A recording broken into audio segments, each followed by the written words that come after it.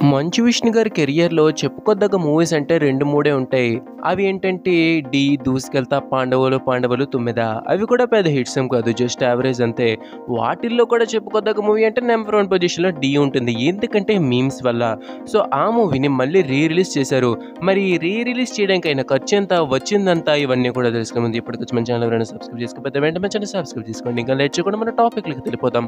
First of all ఈ మూవీని మెయిన్‌గా హైదరాబాద్‌లో ఎక్కువ థియేటర్స్‌లో రిలీజ్ చేశారు. హైదరాబాద్ ఔట్ సైడ్ చాలా తక్కువ థియేటర్సే. మొత్తం మీద బుక్ అయిన టికెట్ ఎన్నంటే 9. రూ. 2,300 మాత్రమే వచ్చాయి. కానీ మూవీని రిలీజ్ చేయడానికి దాదాపుగా 20-30 లక్షలు ఖర్చు చేశారంట. మూవీని లిమిటెడ్‌గా రిలీజ్ చేస్తే దాంట్లో కూడా లిమిటెడ్‌గానే టికెట్స్ బుక్ అయ్యాయి.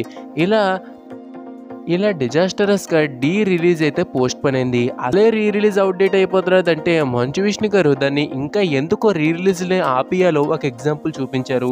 పర్సనల్‌గా నాకు మూవీ అంటే చాలా ఇష్టం. కానీ థియేటర్‌కి వెళ్ళి రూ. 150 పెట్టేంత అంటే నాకు డౌటే. సో, ఈ మూవీ రిలీజ్‌కి వెళ్తే కన్నప్పకి దాచుకున్న డబ్బులు అయిపోతాయి. కన్నప్పకే వెళ్దామని జనాలు వెళ్ళుండరని. సో, అది ఇవాల్టి వీడియో అనమాట. వీడియో మీకు నచ్చినట్లయితే లైక్ చేయండి, షేర్ చేయండి. ఇంకా మన ఛానల్ సబ్స్క్రైబ్ చేసుకోండి. Thank you for watching video. జై హింద్.